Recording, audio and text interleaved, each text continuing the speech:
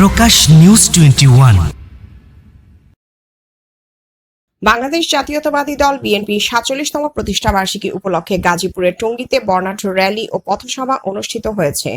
বৃহস্পতিবার বিকেলে টঙ্গী পূর্ব থানা বিএনপির উদ্যোগে এই কর্মসূচি পালন করা হয়। থানা বিএনপির সভাপতি সরকার জাবেদ আহমেদ সুমনের নেতৃত্বে অনুষ্ঠিত র্যালিতে হাজার হাজার নেতাকর্মী অংশ নেন। র্যালিটি টঙ্গী।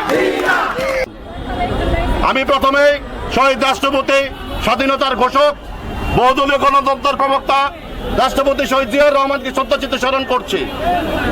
সেই সাথে আপনারা সকলেই জানেন, এই স্বৈরাচার বিরোধী আন্দোলনে এরশাদকে হটানোর জন্য দেশনেত্রী বেগম খালেদা জিয়া যে আপোষহীনতার পরিচয় দিয়ে এই দেশকে স্বৈরাচার মুক্ত করেছিলেন, তাকে শ্রদ্ধাচিত্তে স্মরণ করি।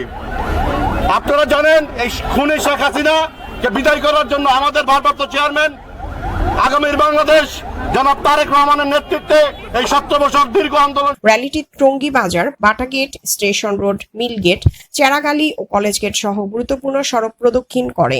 কর্মসূচিতে উপস্থিত ছিলেন টঙ্গী পূর্ব থানা বিএনপির সাধারণ সম্পাদক গাজী সালাহ উদ্দিন, যুগ্ম সম্পাদক সমীরুল, সহ সভাপতি আমান গাজী, সাংগঠনিক সম্পাদক নুরি মোস্তফা খান, যুবদল আহ্বায়ক আকবর হোসেন ফারুক, স্বেচ্ছাসেবক দলের সাবেক যুগ্ম সাধারণ সম্পাদক সিরাজুল ইসলাম সাথী এবং এস.এম. মোফাজ্জল শিশির সহ বিএনপি ও সহযোগী সংগঠনের বিভিন্ন স্তরের নেতাকর্মীরা। বাদ্যযন্ত্রের তালে তালে নেতাকর্মীরা উৎসবমুখর পরিবেশে প্রতিষ্ঠাবার্ষিকী উদযাপন করেন। এভাবেই টঙ্গীতে উৎসবমুখর পরিবেশে বিএনপির ৪৭তম প্রতিষ্ঠাবার্ষিকী পালন করা হয়।